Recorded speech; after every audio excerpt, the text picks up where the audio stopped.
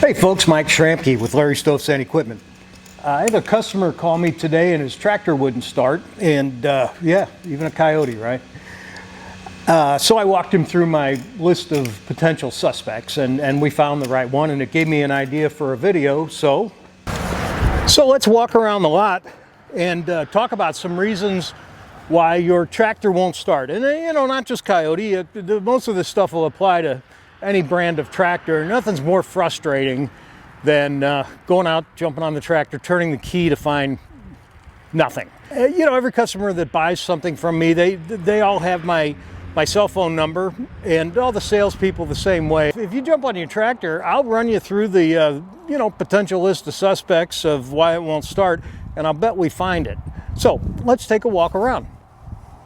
In no particular order, first off, the operator presence safety switch that every tractor has on the seat. When you sat down, did it suspend? Here's where it happens.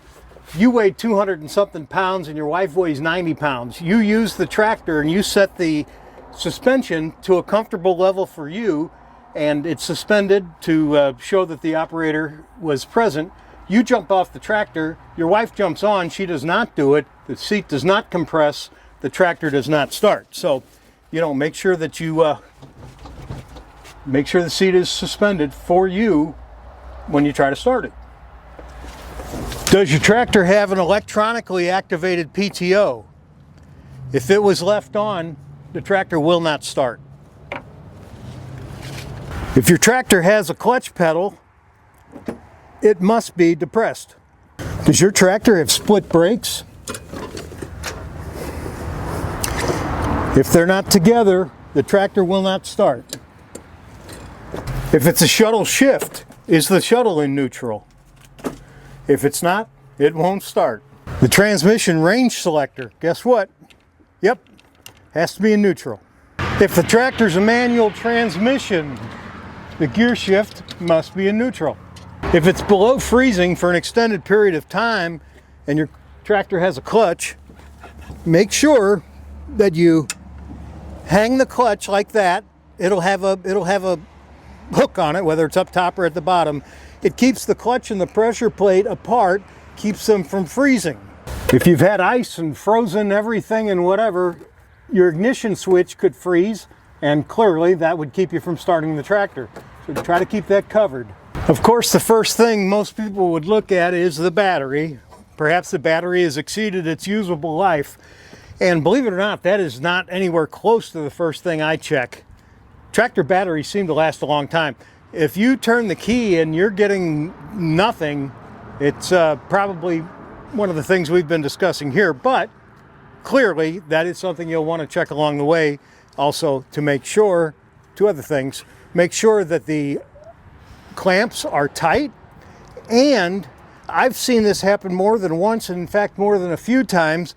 The ground strap where the negative side goes, the ground strap that goes to the frame, I've seen vibrate, and this not something that happens on a week-old tractor, but I've seen it happen that it vibrates loose enough to where the tractor won't start. So, of course, check the battery, check that the clamps are tight and that the ground strap is tight. Your tractor's electrical system is protected by any number of circuit breakers and or fuses, and you'll definitely want to check those. Coyote tries to put the ones that would keep it from starting right up front where you can see it. In fact, they're a special type of fuse called a slow blow fuse, because they resist the initial oomph that it takes to start the tractor. But clearly, you'll want to check these. In fact, this one, 60 amp, it shows a little picture of the battery, so the main electrical system. It shows a little picture of the preheating glow plugs right here. By the way, here's a little. If you have to leave your tractor, somewhere that you don't feel secure, if you have to leave it at the farm and you're not at the farm, it has to spend time on its own. Trick: pull one of these top two 60 amps out. Tractor won't start. And one more that I can think of, and that would be, does it have fuel? Even if the gauge says it has fuel, you'll want to check it. You know, use the old, do what our forefathers did and drop a paint stirrer down in the tank and take a look at it. The tanks report to the gauges by way of a float, no different really than the float in your toilet, and that's what runs the the high-tech gauge. And then, you know, that can fail, that can break, that can, who knows. But check for fuel. Do you have any others that you can think of that I missed? Put them in the comments. And I hope this is helpful to someone. Those are the common reasons that a tractor won't start.